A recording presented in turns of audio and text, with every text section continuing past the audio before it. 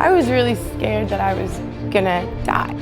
Projected landfall for Katrina was difficult to predict, but most believed the city of New Orleans was the most likely spot. Unexpectedly, however, on August 28th, the storm veered north, making landfall at the Louisiana-Mississippi border and changing the lives of the people of Waveland forever. And I said, wow, here it comes. While some evacuated to safety, others stayed behind to face their fate. And the mayor, the fire chief, and I all agreed that we're not leaving our city. The following are some of the stories of those that survived, in their own voices.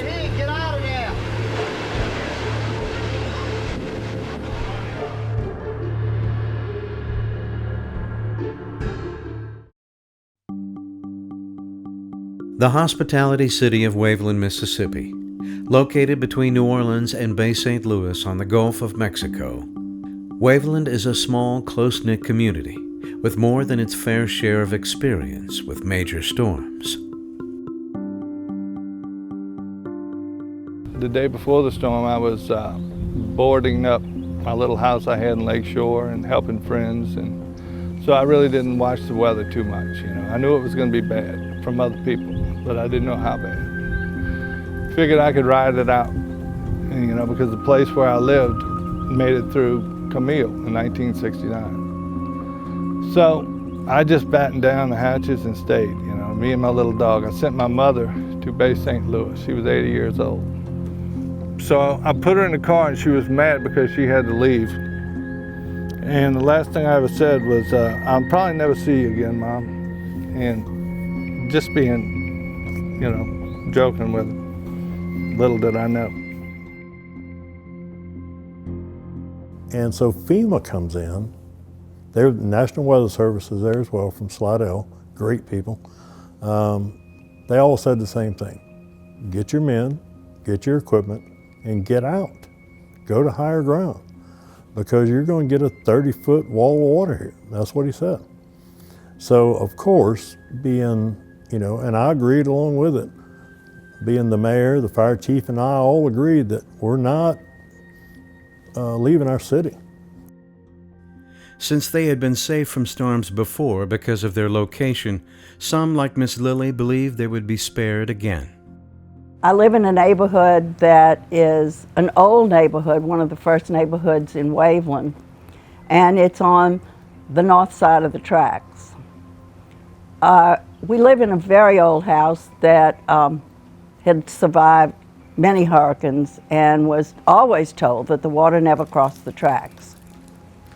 So we were very comfortable staying because we knew we'd get wind and we knew we'd get water and trees down, which we'd had before, but didn't really think we were in for anything like Katrina ended. While all residents had a choice to leave when evacuations began, others, despite the potential danger, like first responders, knew they were not going to abandon their city. When the storm was out in the Gulf, just south of Louisiana, it had 160-mile-an-hour winds. And so this was the perfect storm for us to destroy the city, when I say that.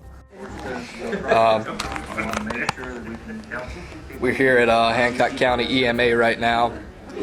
And the military and FEMA and everybody else is bugging out, but we're going to stay here a little bit longer and see how bad it gets. Any last words, Billy? Same thing I always tell you, Wade. No? No.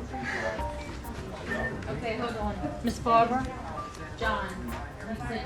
We're approximately Okay, apparently they can't take. right up in here on the board. Right in this area right here. And that is about 21 to 30 feet above sea level. We had put everything up, and we also brought a bunch of pictures from the house. The house is much lower elevation than the office, and we brought those in the office, put them on the counter. That was all the family pictures. About 6:30, loaded up my pickup truck with a chainsaw and tools of destruction for the next day, figuring I was going to be doing a bunch of work in the back of the pickup truck, and we drove across the Bay Bridge all the way down the beach. It looked like just a bad storm was coming. Nobody was on the road at 6:30 at night. Like longtime Gulf Coast residents Chuck and Chef Chappie, most who had been in this situation before and seen the devastation of an extremely powerful storm, cautiously watched, waited, and prepared. I've lived here all my life along the coast, Mobile, New Orleans, and the Mississippi, this coastal within 100 miles. And I've probably been through 50 hurricanes in my life. Camille, Betsy in 1965. I mean, I've launched my boat in Elysian Fields in 1965 to get people in Gentilly in 1965. I had a 14-foot wooden boat with a boat I went to get my uncle who was in Gentilly on the roof. So this is not such an odd occurrence for us down south. It happens quite a bit, but at the same time, not of this catastrophic size. This is the difference in this storm. Katrina was the biggest, baddest mother I ever have seen, been through, or ever witnessed, Camille included. I mean, Camille was the 100-year storm before Katrina. Now we got a new one, you know, so that's the new benchmark of hurricanes is Katrina. Before Katrina, the benchmark for a perfect storm on the coast was Camille, which occurred 36 years before. Although a stronger Category 5, Camille was dwarfed by Katrina's immense size and powerful surge. Katrina's trajectory also was much more erratic, ultimately ending in an unexpectedly sharp turn toward ground zero, Waveland, Mississippi.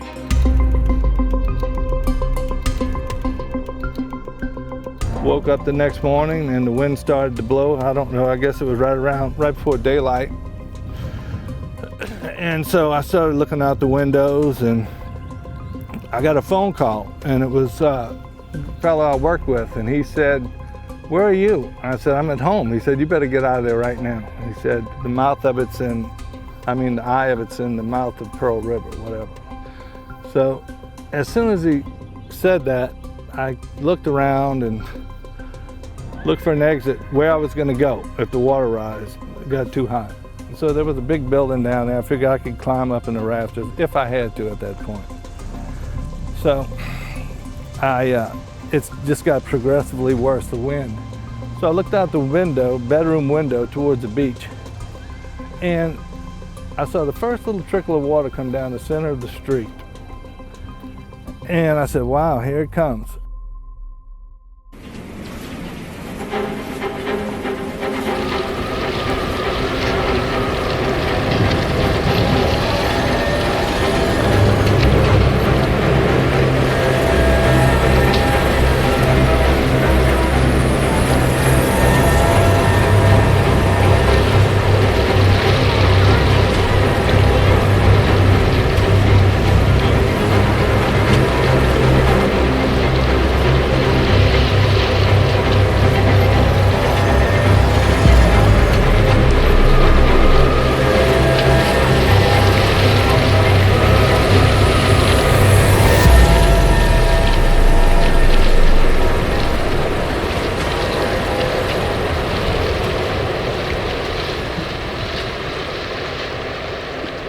When I tried to get out of the car, I moved it up on the sidewalk, and I was trying to get out, and the wind was blowing too hard, and I was trying to open the door, and I couldn't open the door.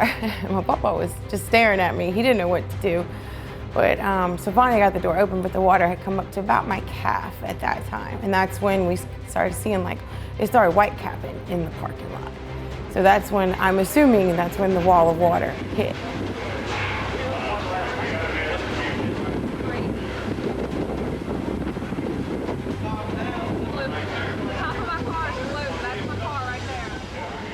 Furniture started floating. We put my grandparents in the stairwell because it was a two-story, because the roofs were starting to, the shingles were starting to come off the roof, so it was kind of leaking upstairs. So we didn't want them to get wet, so we put them in the stairwell. And we had to move my pregnant aunt into the stairwell as well. Hope she didn't go into labor from the pressure dropping. And the refrigerator almost fell on my mom at one point, but we just kind of waded through. I mean, you know, I was scared. I don't know how to swim. Still don't. So I was really scared that I was gonna die. Those are the streets that are already underwater, which they haven't added to that list. Doesn't matter because it's all going to be underwater. If the storm had occurred at night instead of during the day, the fatalities most certainly would have been higher. Because they were able to see their surroundings, folks like Brian had a much better chance of trying to save themselves. So I looked down one more time. I heard a big wave crash, and those steps that my mother went down, I could hear the nails just pulling away, going, "Ah," and it just ripped out and blew the wall out. And those steps ended up behind this building right here, standing straight up. It was the weirdest thing you ever wanted to see. And when that happened, I grabbed the little dog and I said, "We got to go, Rock."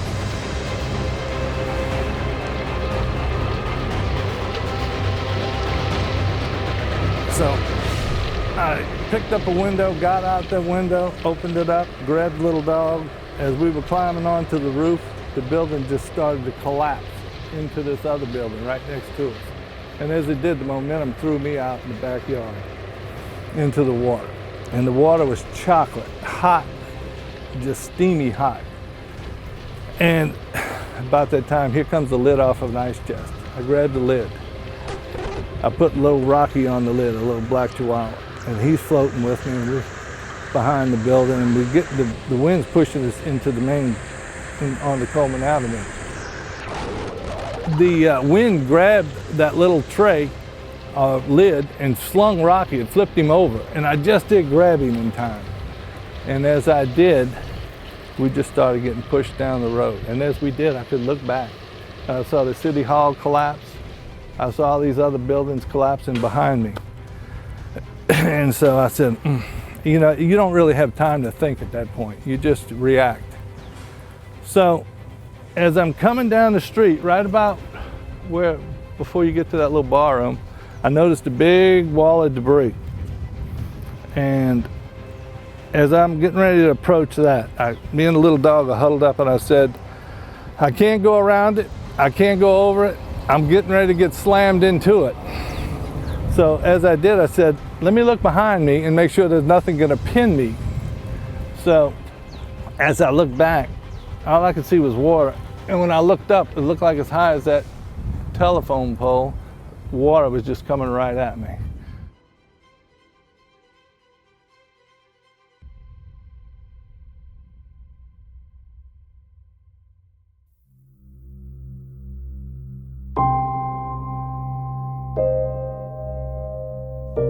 The once thriving community of Waveland, Mississippi, now reduced to an unrecognizable and uninhabitable terrain.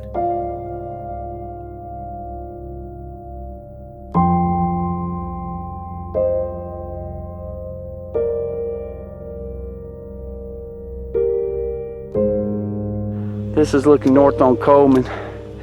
Ricky's bar was over there and Dempsey's restaurant on that side. As you can see, there's nothing. And I'm almost to my house, or where it used to be.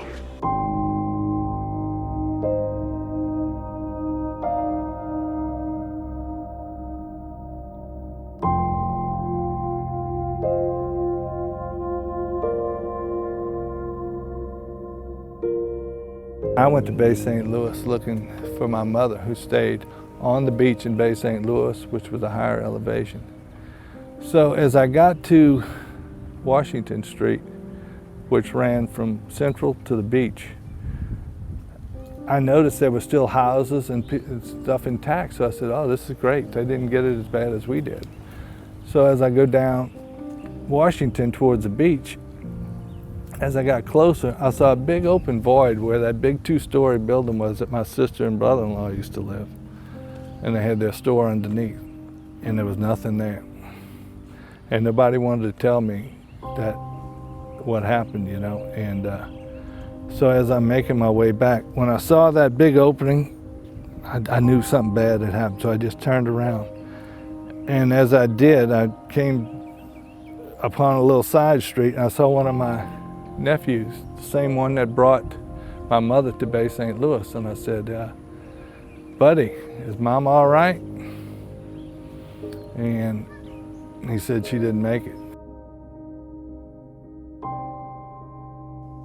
For those that survived, what now? What had been taken from them? Not only in personal property, but also what had been taken from them emotionally. Total estimated damage from Katrina, $125 billion. Total damage in Mississippi, $81.2 billion. Total fatalities from Katrina, 1,833. Total fatalities in the state of Mississippi, 238.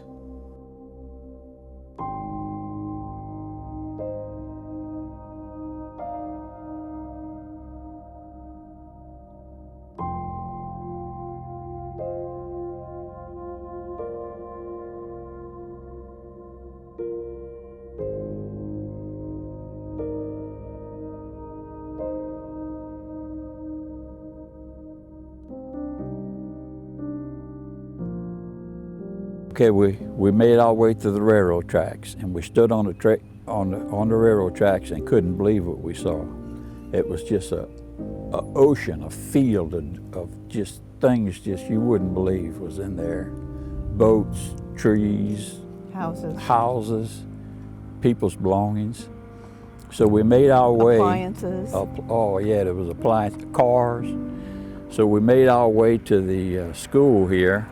We had to go all around the debris, so it took a while to get there. And it was dangerous debris. It was jagged lumber and jagged trees. So we finally got here, and I sat across the street, and I couldn't believe what I saw. There was just nothing here but a pile of debris.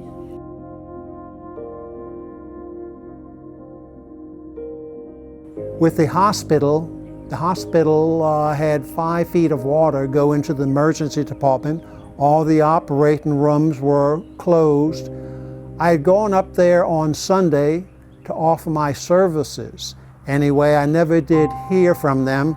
And here in Waveland, I was able, with getting medical supplies, to go around on my bike and inoculate people for, as far as tetanus.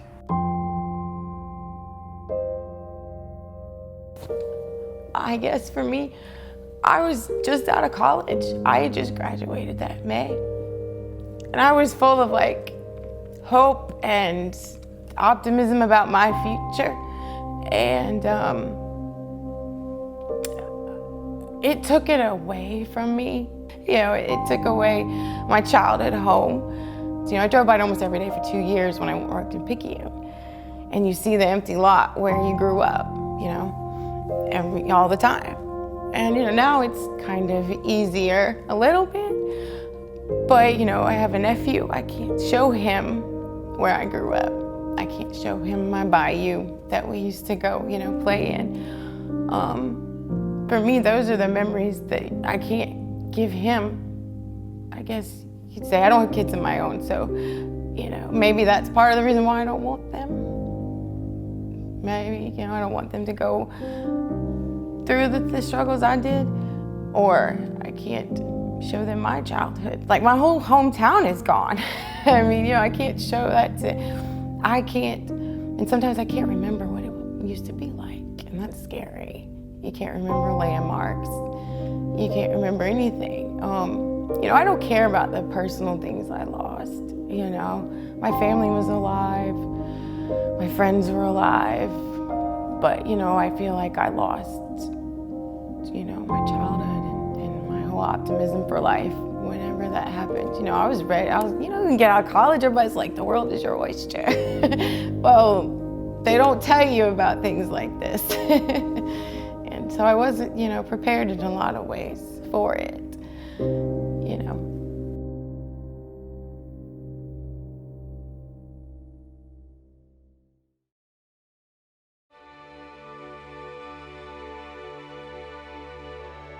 But even in the midst of such devastation and tragedy, there was hope. Hope in the form of endless volunteers from across the country, churches, nonprofits, utility workers, individuals, organizations, all coming together to help restore the people, the land, and the spirit.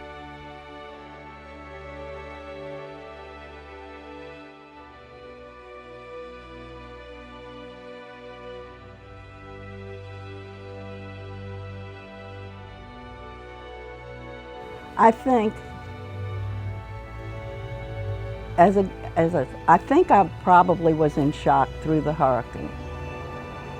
But in the aftermath of the hurricane, I think the thing that bothered me the most was not the loss of things, but the fact that we were isolated and unable to be with anyone. Our children didn't know we were alive. We were totally isolated, as though we were living in the wilderness in another century. It was very eerie, and we put our noses to the grindstone and rebuilt, because that was the only thing to do.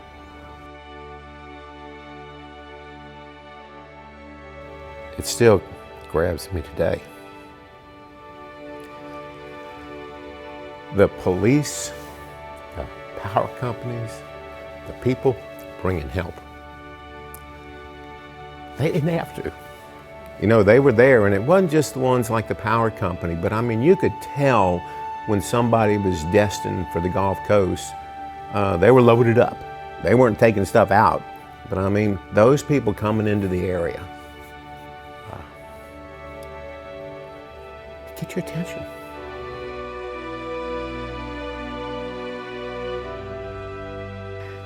It humbles you a lot. And everyone around here was humbled, I think. Nobody cared about wealth or status or anything like that. We were all on the same level for a short time. We were all at ground zero.